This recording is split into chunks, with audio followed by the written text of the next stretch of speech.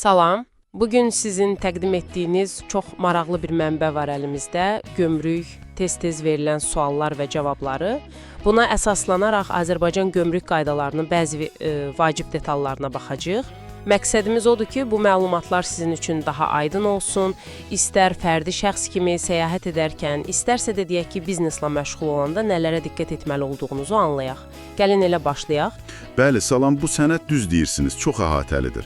Yəni, adi vətəndaşlar üçün qaydalardan tutmuş, yaşıl dəhliz kimi daha çox biznesə aid sistemlərə, elektron ödənişlərə, hətta qayda pozuntularına qədər toxunur.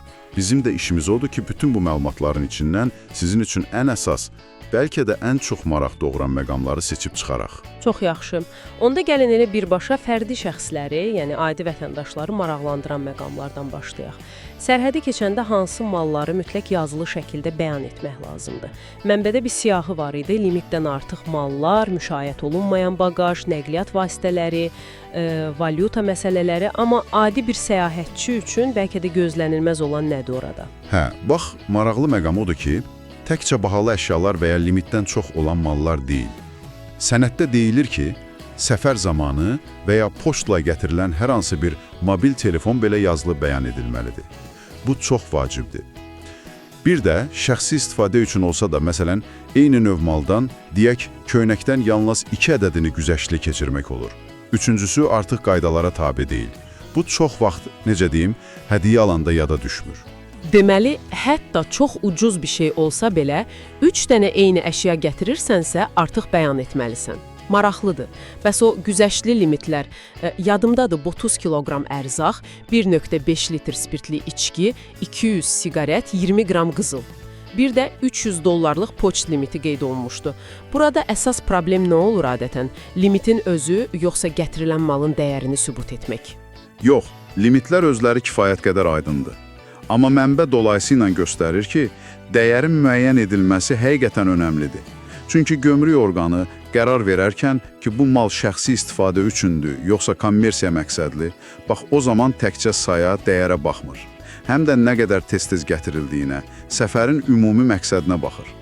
Bəyan etdiyiniz dəyər məsələn şübhəli görünsə, qəbzi yoxdursa ya da hədiyyədirsə, onda gömrük qanunvericilikdə göstərilən başqa üsulları tətbiq edə bilər.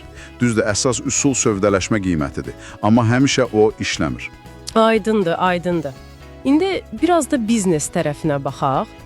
Sənəddə elektron hesab seyfəsi və yaşıl dəhliz kimi anlayışlar var. Bunlar yəqin ki, ixal-ixrac prosesini asanlaşdırmaq məqsədi daşıyır, elə deyilmi? Bəli, tamamilə doğrudur. O elektron hesab seyfəsini, necə deyim, şirkətinizin gömrüklə olan virtual pul kisəsi kimi təsəvvür edə bilərsiniz.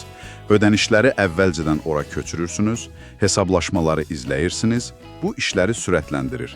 Yaşıl dəhliz isə, o daha çox bir növ VIP keçid kimidir. Amma hər kəs üçün deyil.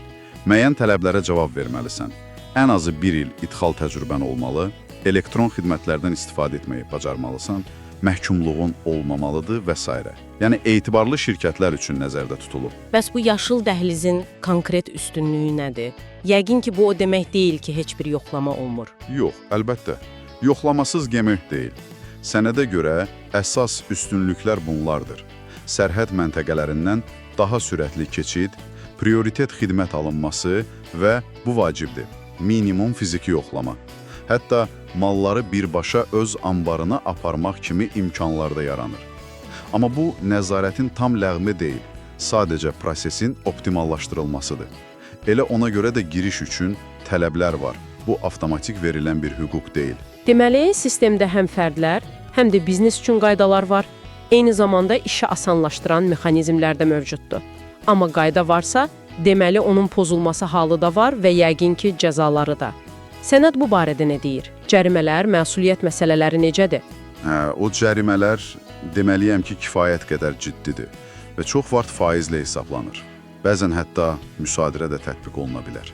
Məsələn, malları bəyan etməmək və ya düzgün bəyan etməmək, əgər az miqdardadırsa malın dəyərinin 60%-dən 100%-ədək cərimə və ya elə malın özünün müsadirəsi ilə nəticələnə bilər. Yaxud malları gömrük nəzarətindən gizlətmək, az miqdarda olsa belə, gömrük ödənişlərindən yayınmaq, Burada 70%-dən 150%-ədək cərimə nəzərdə tutulur və ya müvəqqəti gətirilən malları vaxtında ölkədən çıxarmamaq. Bütün bunlar üçün qanunvericilikdə konkret məsuliyyət müəyyən edilib. Bu da onu göstərir ki, bəyannaməni dəqiq doldurmaq həqiqətən çox vacibdir. Beləliklə, Azərbaycan gömrük sisteminin bir sıra əsas aspektlərinə toxunduq. Fərdi şəxslər üçün limitlərdən, bəyan etmə qaydalarından danışdıq. Biznes üçün olan rəqəmsal alətlərə, yaşıl dəhliz sisteminə baxdıq və qayda pozuntularını ciddi nəticələri ola biləcəyini gördük. Bəli, düzdür. Göründüyü kimi, sistemdə həm işləri asanlaşdırmağa yönəlmiş mexanizmlər var, həm də eyni zamanda ciddi nəzarət və məsuliyyət tədbirləri mövcuddur. Bu da normaldır. Və sonda, bəlkə də sizin üçün bir düşüncə mövzusu. Görəsən, bütün bu rəqəmsallaşma, yaşıl dəhliz kimi sistemlər, sənədlərdə təsvir edildiyi kimi, real həyatda ticarətlə məşğul olanların işini əməlli başlı nə qədər dəyişir? Və gələcəyə baxsaq, bu sahədə daha çox sadələşməyə doğru addımlar atılacaq, yoxsa artan beynəlxalq ticarət fonunda nəzarət mexanizmləri bəlkə də daha da gücləndiriləcək? Bu həqiqətən üzərində düşünməyə dəyər bir sualdır.